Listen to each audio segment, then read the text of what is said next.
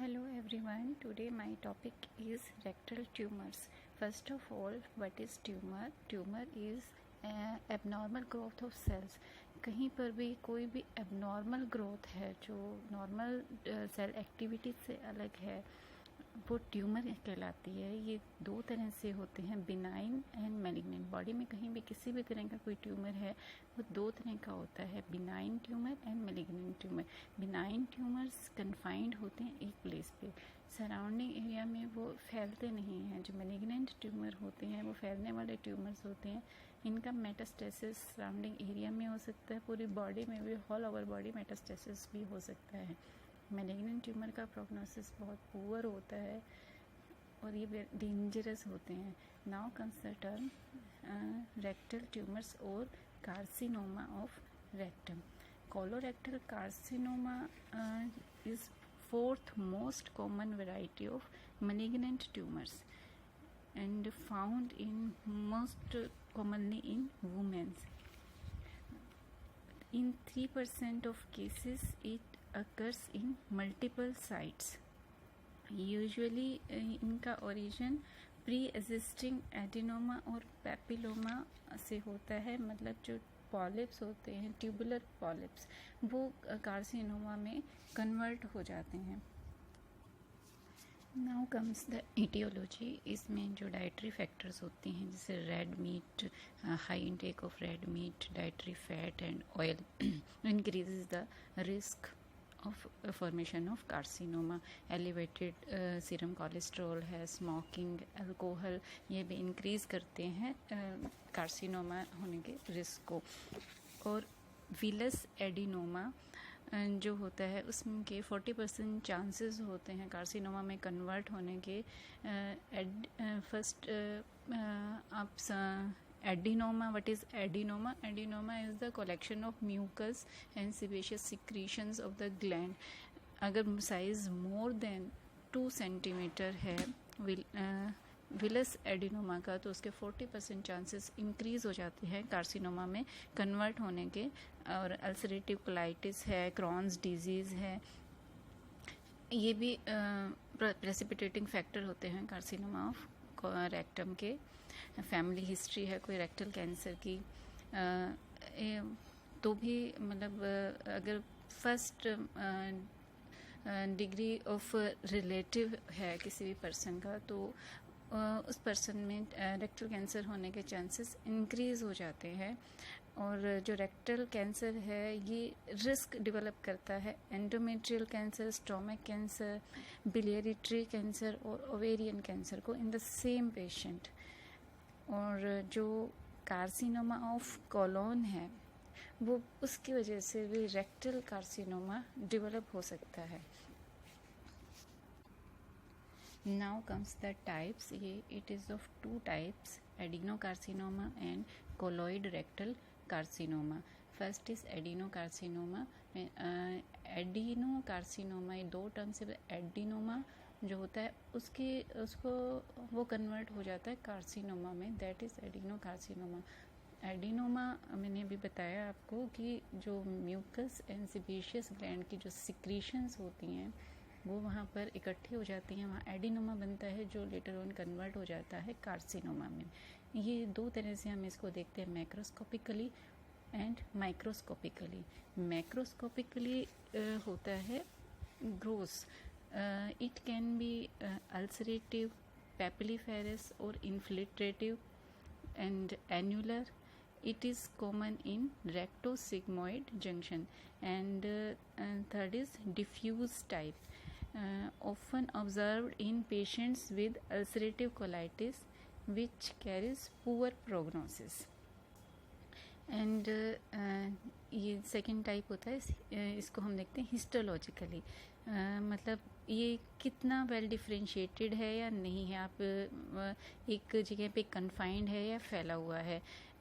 It is adenocarcinoma which may be well differentiated, moderately differentiated and undifferentiated. Well differentiated सिर्फ 10% cases में मिलता है, मतलब आप उसको पहचान सकते हैं कि इस एरिया में ये कार्सिनोमा है। और मॉडरेटली डिफ्रेंशिएटेड होता है 65% केसेस में। मतलब थोड़ा आप पहचान सकते हो, थोड़ा नहीं उसको डिफ्रेंशिएट कर सकते, और अनडिफ्रेंशिएटेड रहता है 25% केसेस में। आप उसकी इन्वेजन को नहीं पहचान सकते कि ये कहाँ तक फैला हुआ है।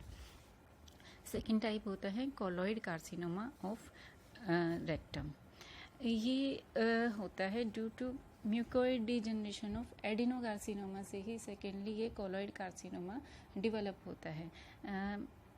ये it is 12% more common in young peoples. It is of two type, primary and secondary. जो प्राइमरी कोलॉइड कार्सिनोमा होता है, इसमें जो म्यूकस होती है lies within the cells and displacing the nucleus to the periphery, signet ring formation हो जाती है। प्राइमरी टाइप मोर डेंजरस होता है कंपैरेटिव टू सेकेंडरी टाइप। इसके बहुत ही पुअर प्रोग्नोसिस होते हैं as compare to secondary. Secondary colloid carcinoma commonly मिलता है and it is due to mucoid degeneration of adenocarcinoma itself. Now comes the spread of carcinoma. ये 4 तरह से होता है। First is local spread. Local spread में ये कार्सिनोमा फैलेगा सर्कमफ्रेंशियली मोर देन लॉन्गिट्यूडनली, क्योंकि इसमें सर्कमफ्रेंशियल फाइबर्स ज़्यादा होते हैं रेक्टम में लॉन्गिट्यूडनल फाइबर्स के मुकाबले। तो जो इसका स्प्रेड होता है सर्कमफ्रेंशियली ज़्यादा होता है, लेकिन ये बहुत स्लो स्प्रेड होता है। It takes about 12 to 18 months to complete the circumference of the bowel. उसके बाद जब पहले ये सर्कमफ्रेंशियली फैलेगा, उसके बाद ये स्प्रेड करता है अदर एरियाज में। लेटर ऑन ये स्प्रेड कर जाएगा मस्कुलर कॉर्ड में एंड पेरीरेक्टल टिश्यूज में। उसके बाद अगर फिर भी ये आप इसके लिए कोई क्योर नहीं करते हैं, तो देन ये इन्वेड करता है प्रोस्टेट में, ब्लैडर में, seminal vesicles in males and uterus vagina in females. Posteriorly ये इन्वेड करेगा सैक्रम तक, सैक्रल प्लेक्सस, एंड लेटरली अगर ये जाता है तो ये यूट्रस में इन्वेजन करेगा। सेकेंड स्प्रेड होता है इसका through lymphatic spread, then third होता है venous spread, and fourth is peritoneal dissemination, मतलब ये पेरिटोनियम तक स्प्रेड कर जाएगा। Now is stages of rectal carcinoma. इसमें इसकी 3 टाइप्स ऑफ हम स्टेजिंग करते हैं। First is Duke stages, then TNM staging, and third is histological grading करते हैं। मतलब ये फर्स्ट डिग्री है, सेकंड डिग्री है, और थर्ड डिग्री है, और फोर्थ डिग्री ऑफ कार्सिनोमा है। First is Duke staging. इसमें फर्स्ट स्टेज ये होती है कि इसमें ग्रोथ लिमिटेड टू रेक्टल वाल होती है, बाहर इन्वेजन नहीं होता है। ये मोस्टली 15% केसेस में होती है और इसका प्रोग्नोसिस बहुत एक्सीलेंट होता है। सेकेंड स्टेज होती है stage B, the growth is extended to the extra rectal tissues but no lymph node involvement. Third stage होती है स्टेज C, इसमें बाहर एक्सटेंड भी करता है ट्यूमर और लिम्फ नोड भी इन्वॉल्व होती हैं। सेकंड है TNM staging. TNM denotes T for tumor, N for lymph nodes and M for metastasis। Tumour की 3 स्टेजेस होती हैं। T0 नो ट्यूमर, T1 सब mucosa involve, T2 mucosa involve, T3 subserous और perirectal tissue involve, T4 invasion of other organs. N for lymph nodes, इसमें N1 and N2 हम count करते हैं। N1 होता है 1 to 3 lymph node involve, and N2 होता है 4 और more lymph nodes involvement. M for metastasis, इसमें M1 स्टेज होती है। M0 मतलब नो मेटास्टेसिस, मतलब कहीं एक एरिया में कन्फाइंड है, बाहर इस एक्सटेंशन नहीं है। M2 is metastasis to the distant parts. TNM staging से हम 4 स्टेजेस होती हैं, इसको 4 स्टेज में कन्वर्ट करते हैं, स्टेज 1, 2, 3 एंड 4। स्टेज 1 में हम देखते हैं कि इसमें आता है T1, T2, N0, M0, मतलब T1 होता है सब म्यूकोसा और T2 mucosa involvement, N0 no lymph node involvement, M0 no metastasis. मतलब स्टेज 1 में ट्यूमर सब म्यूकोसा और म्यूकोसा में होगा, उसके अलावा और उसमें कोई भी डिफरेंशिएट नहीं होगा जिससे लिम्फ नोड या मेटास्टेसिस इन्वॉल्वमेंट नहीं है। स्टेज 2 में होता है T3 N0 M0, T3 is subserous और perirectal tissue involvement but no lymph node and no metastasis. Stage 3 होता है ट्यूमर होगा 1 to 4 स्टेजेस का, मतलब mucosa involvement, submucosa involvement, perirectal tissue involvement and invasion to other organs. N0 to 1 मतलब lymph node में और may not involvement and M0 no metastasis. Stage 4 होती है, इसमें सब इंक्लूड होता है T1 to 4, N1 and 2 stages and M1 मतलब T mucosa, submucosa, perirectal tissue and invasion to other organs. चारों स्टेज मिलेंगी T की। N में lymph nodes more than 4 lymph nodes involvement and M1 metastasis present. Third type होती है histological grading. इसमें 3 grade होते हैं, low grade, average grade and high grade. Low grade में गुड प्रोग्नोसिस होता है, एवरेज ग्रेड में फेयर प्रोग्नोसिस होता है, और जो हाई ग्रेड ट्यूमर्स होता है उसका पुअर प्रोग्नोसिस होता है, मतलब वो ठीक नहीं होते हैं।